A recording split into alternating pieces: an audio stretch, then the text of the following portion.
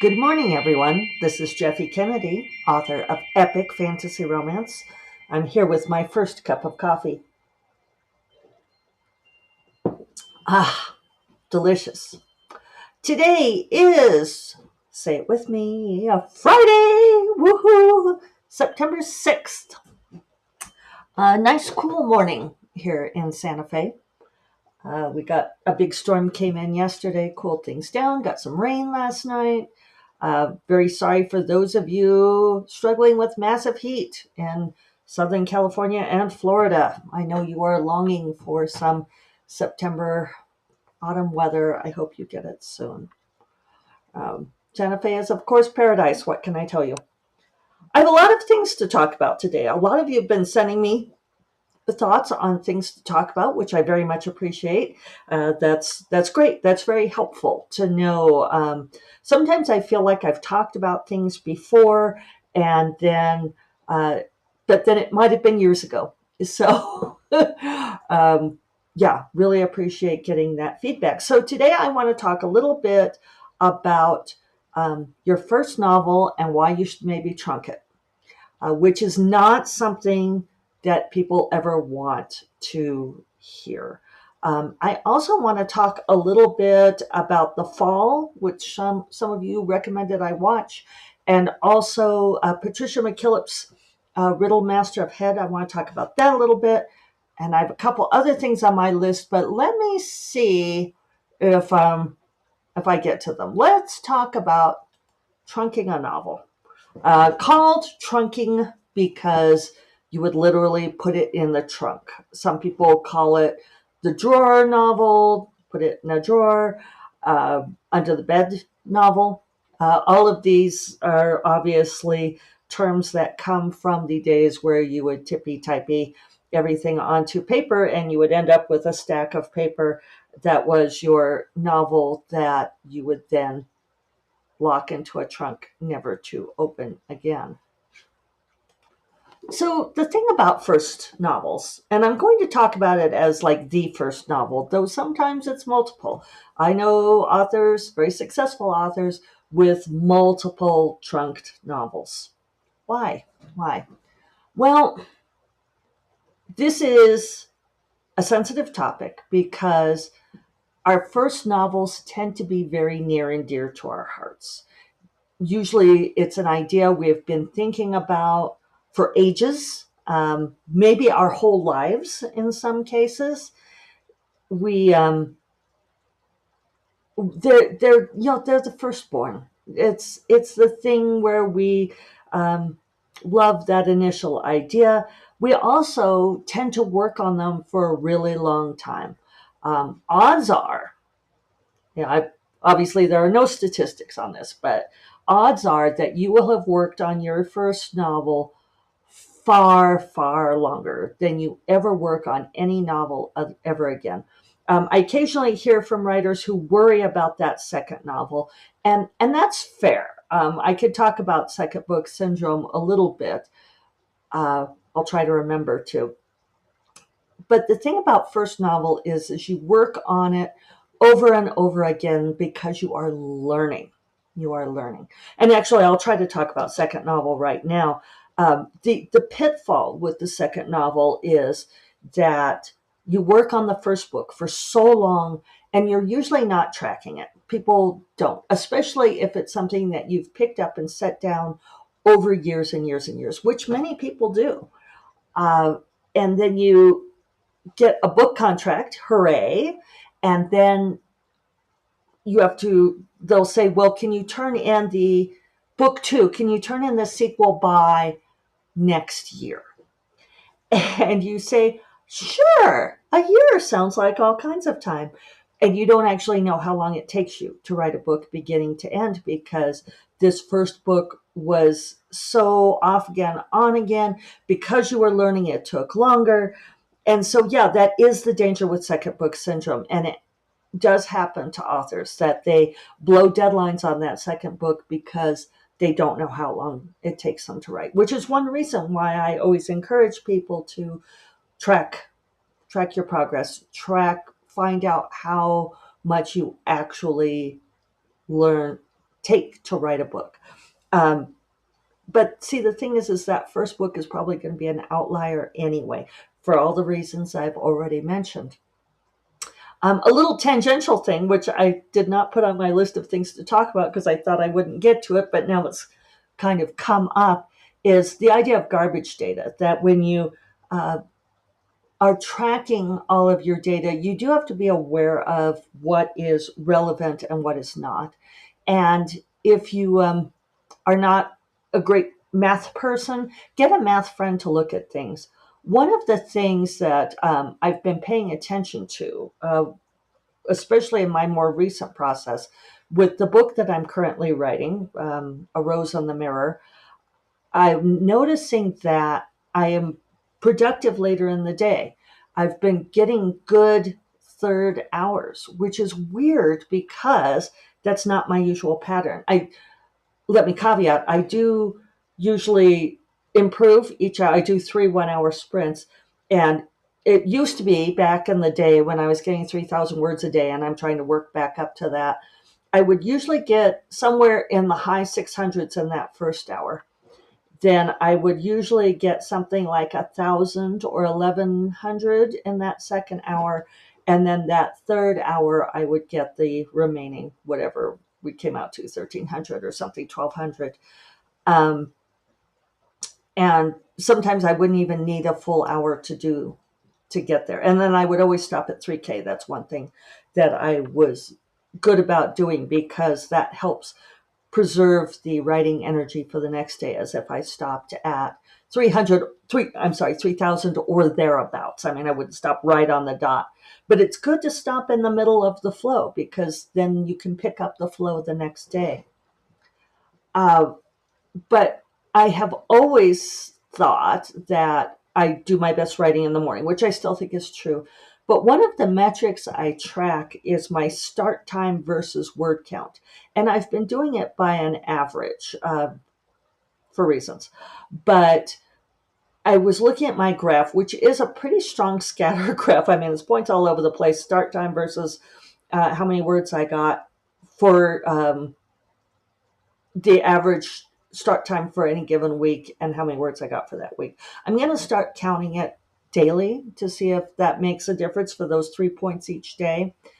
But I do a trend line through it, and the trend line has a very nice, like 1-to-1 comparison there, that, correlation, that it looks like the earlier I start, the more words I get. But I did have a math friend look at it just for interest's sake, say, is this real? And he pointed out that there were a number of things wrong with it. He said, because I'm not accounting for other variables, right? Like, the later I start in the day, am I more likely to be interrupted by other things? So valid. But it's interesting with this new book. I'm tending to have a fairly low first hour. Maybe it's taking me a while to work into it. I don't know if it's this book or if it's just where I am in my process. I think we change over the years. And so I'm starting to think about the book. I need to not do that. So for some reason, like yesterday, I went to Writer Coffee, very fun, and I had kind of a shitty first hour. I only got 352 words. But then my second 2 hours, I got 822 and 833. And I thought that I almost bailed on my third hour because I didn't start until 3:30, people. And normally I have the idea that I don't write well in the afternoon. And then I ended up getting those 833 words. So I'm beginning to think that my math friend is right. Surprised Pikachu face, because maybe there's just too many variables, and that's kind of garbage data.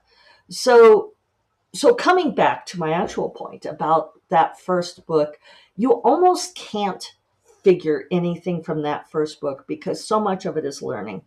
There is that idea, which I do think is valid. It seems to bear out for a lot of people, that you need to write 1 million words before you clear those creative pipes before you get your writing to the point where you've kind of hit your stride, you've refined your voice, you've kind of figure out what you're doing. I saw somebody on Threads talking about how she had figured out that had written 200,000 words and had only 50,000 words that were usable.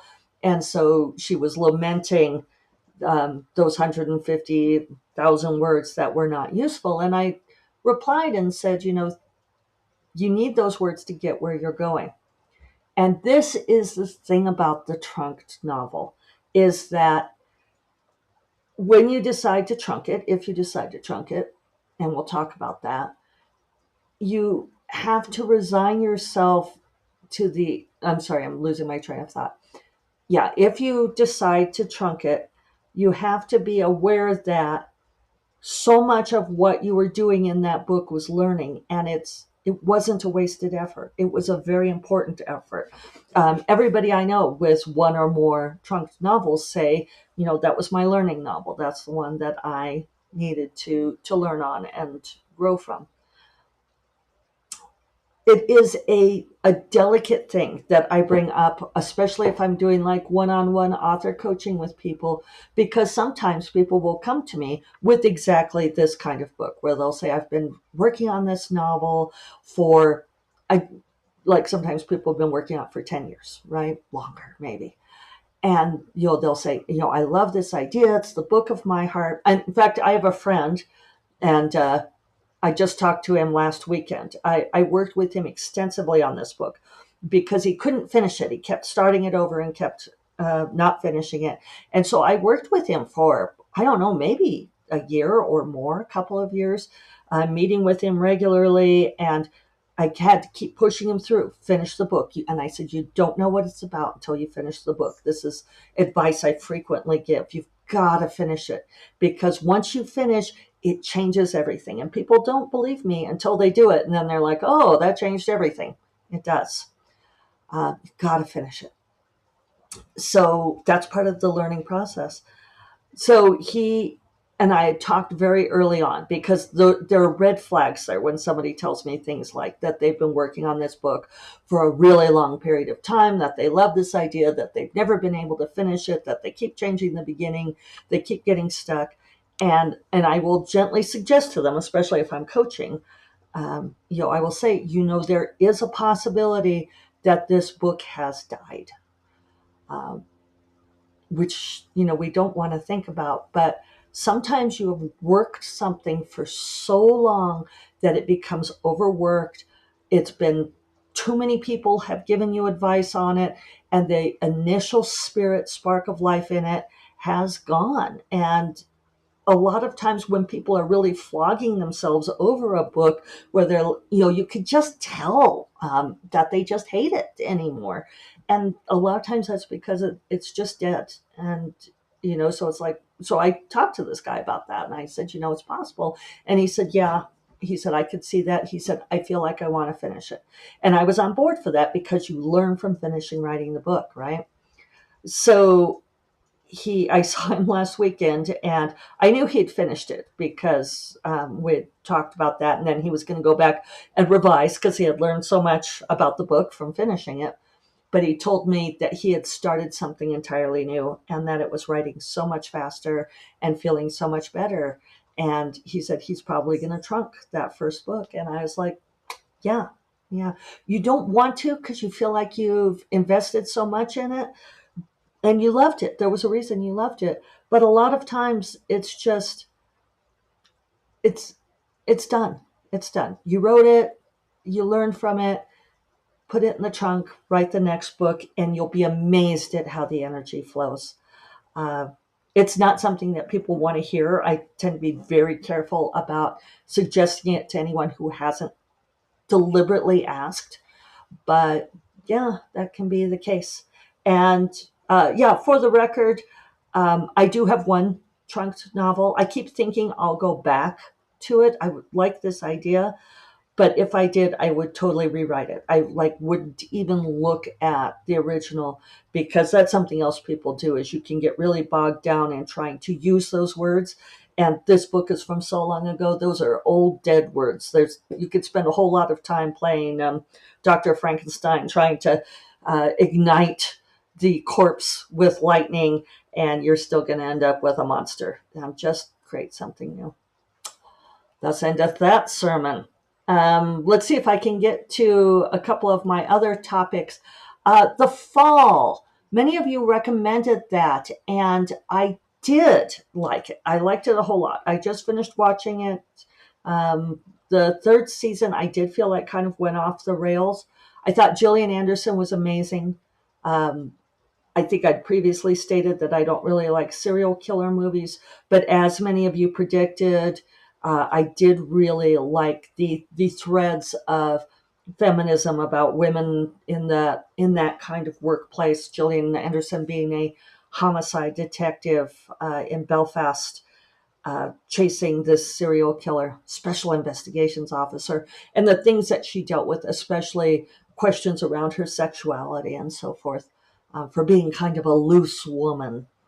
I would say I had some problems with how they ended that I think are relevant to the podcast here as much as I stay on topic, which is that apparently Jamie Dornan, who played the serial killer, announced that he would not be doing another season. They decided to wrap the show, and you get that feel in season 3, right? Those last couple of episodes feels like, oh, let's go ahead and divert the way these characters behave, and in order to wrap this up neatly. And I think it felt kind of unsatisfying. I think they didn't really know where they were going with season 3 anyway. But I did want to pick a little bit on the portrayal of Katie, the babysitter that has well, she does have an affair with him. I mean, they are in a very sexual situation together, a couple of them, and it's kind of downplayed. I was bothered by the way that they had it seem as if I felt like they kind of took Katie's character in this direction of making her be, in the courtroom where she is all like saucy and resentful, and they're trying to make her like, oh, maybe she's a baby serial killer or something like this. And they were kind of making it seem like what he did with her as a grown man with a 15-year-old babysitter was somehow not so bad, because she was like clearly a deviant personality. I have a real problem with that kind of portrayal. But I'll just leave it at that. Otherwise, I did really like the show, and I recommend it. I think it was, well worth watching, and I don't like serial killer shows. So all of you who recommended that, you were spot on. I have been rereading. I can't tell if I'm rereading or reading for the first time. You all know I'm a huge fan of Patricia McKillop, huge fan of The Forgotten Beasts of Eld. And whenever I mention Patricia McKillop, there is inevitably somebody who will say, oh yes, and The Riddle Master of Hed.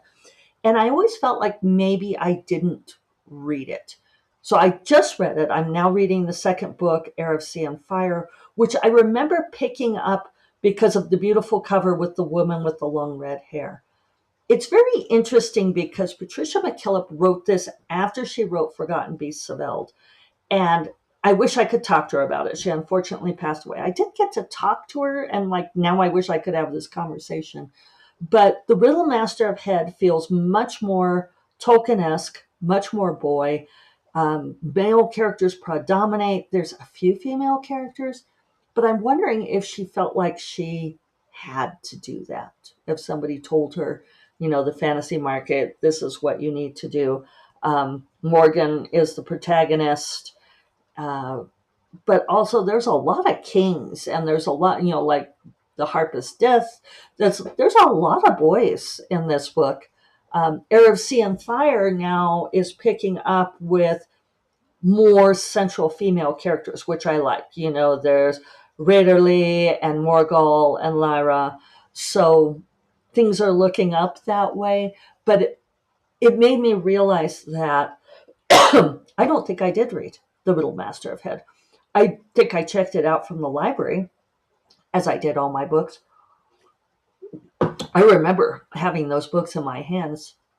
I don't think I read it. Or if I read it, I skimmed it, but almost nothing about it was familiar to me. And I think I bounced off the boyness of it all, alas. But it's an interesting read now. So, on that note, I'm going to go get to work today. Are you amazed I got through all my topics? It's almost as if I had an outline. All right. I hope you all have a fabulous weekend, and I will talk to you all on Monday. You all take care. Bye bye.